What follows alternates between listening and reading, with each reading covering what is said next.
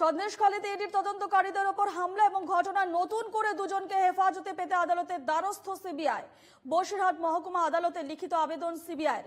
2024 সালের 5ই জানুয়ারি রেশন দুর্নীতি মামলায় তদন্তে যায় ইডি আধিকারিকরা এবং তাদের ওপর হামলায় জেলবন্দি শেখ শাহজাহান, শেখ আলমগীর, দিদার বাক্স মোল্লা এবং জিয়াউদ্দিন মোল্লা। 2025 সালে 16ই জানুয়ারি আগ্নেয়াস্ত্র রাখার অভিযোগে গ্রেফতার হন আসানুর শেখ এবং আবু সুফিয়ান মোল্লা। তারা এখন জেল কাস্টাডিতে রয়েছে। ইডির ওপর হামলায় এই দুজন প্রত্যক্ষভাবে জড়িত ছিল। সূত্রের খবর, সিবিআই সরবেরিয়ায় এই দুজনের বাড়িতে গিয়ে একাধিকবার নোটিশ দিয়েছিল। হাজির না হওয়ায় সিবিআই পরে জানতে পারে ডাকাতি ও আগ্নেয়াস্ত্র রাখার অভিযোগে আসানুর ও সুফিয়ান জেলে। তাদের হেফাজতে চায় সিবিআই।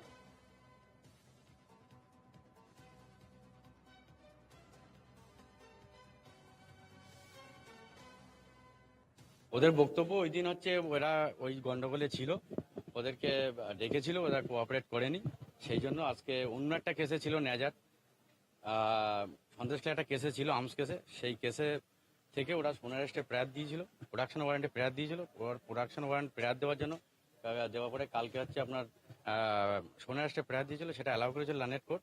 আজকে ডেট দিয়েছে, আজকে ওরা পিসি চাইছে 5 দিনে, 5 দিনের পিসি চেয়েছে।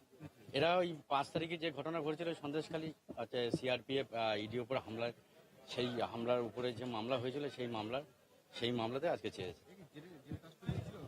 হ্যাঁ এরা জেলে ছিল, অন্য কেসে ছিল।